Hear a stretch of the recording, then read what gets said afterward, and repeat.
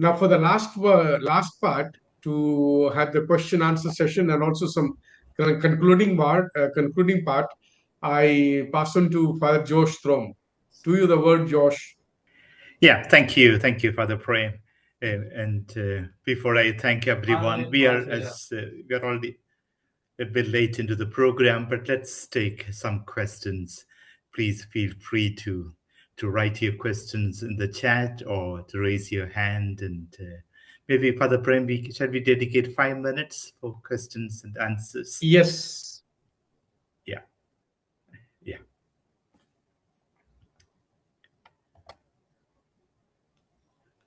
Please excuse me, I have some problem with my web camera, so you're only hearing me, but I'm with you. Thank you.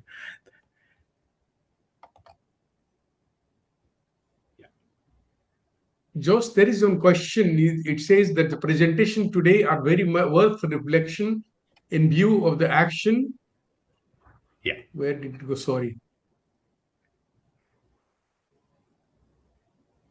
That was a very good question, but I missed that among the lots of chats and questions.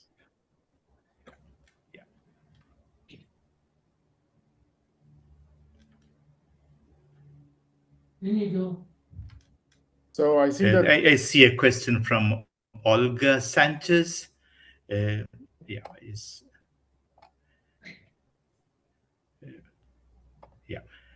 Alonso, what kind of structural, collective, strategic actions can we do to transform systems besides Laudato Si Action Platform invites us?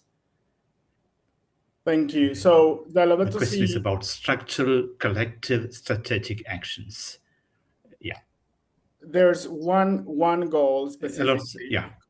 That it's called the community resilience and empowerment.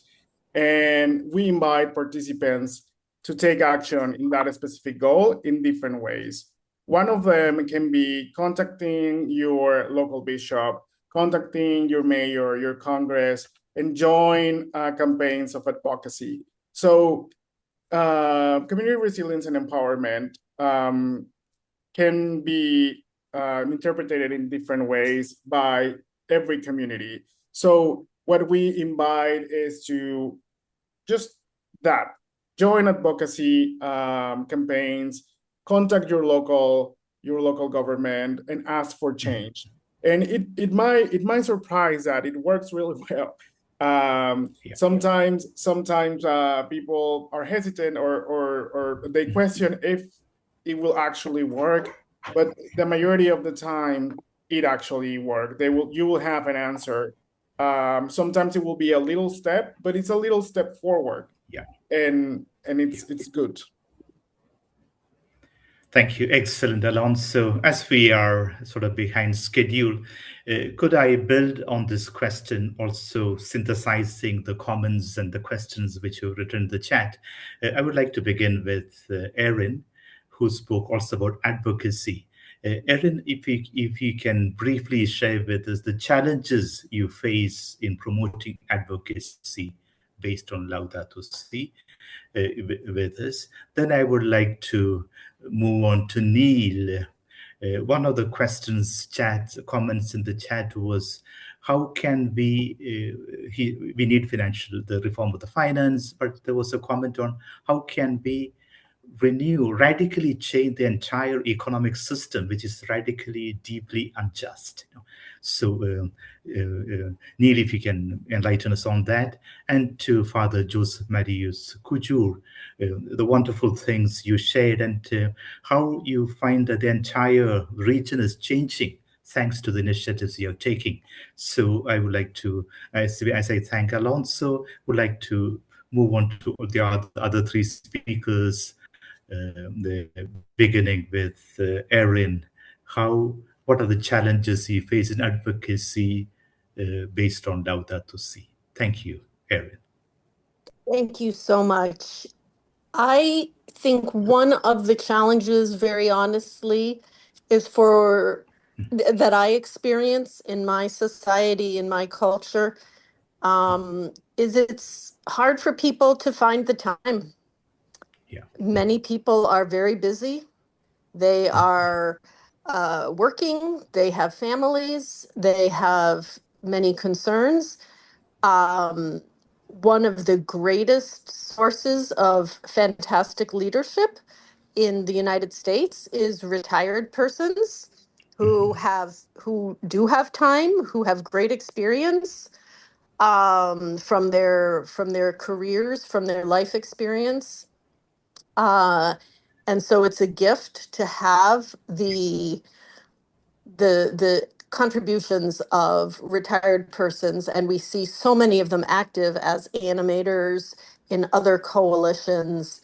We also see passionate young people. I think one of the challenges is perhaps for persons raising families. It can be hard for them, and so to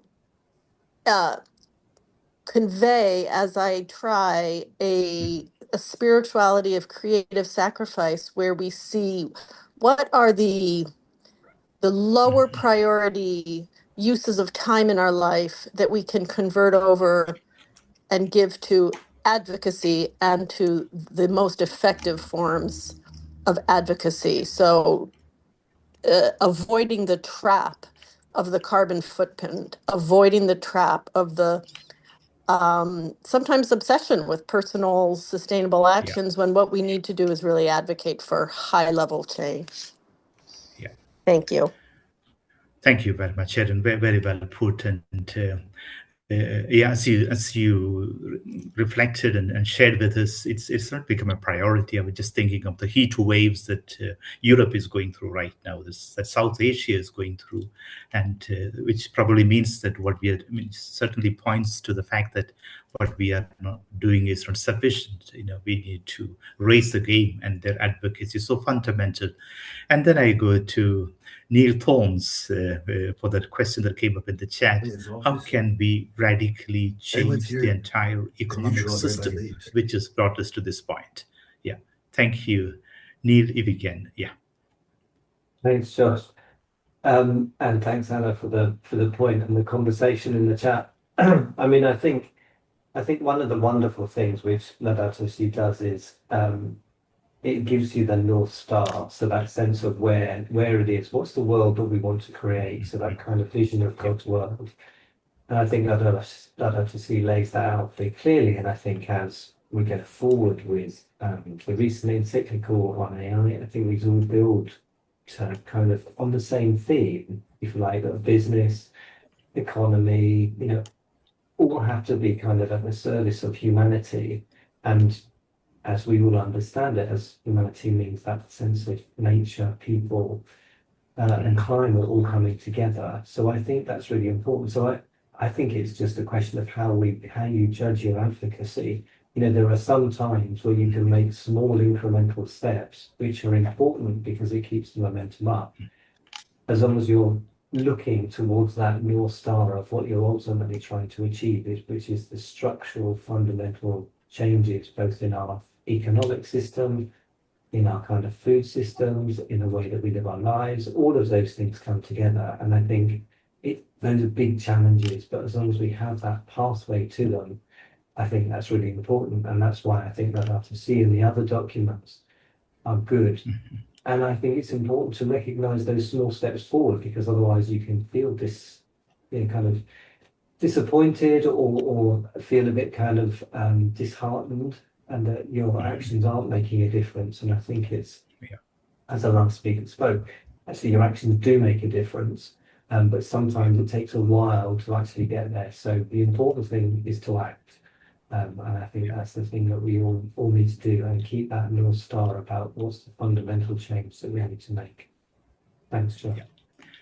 Thank you, Neil. It was a difficult question, but then you responded very well, Neil, following the star that Pope Francis lit for us in Laudato Si. He gave us a direction, and we need to walk the talk, Yeah, thank you. And Father Joseph Marianus, could you, the last question to you?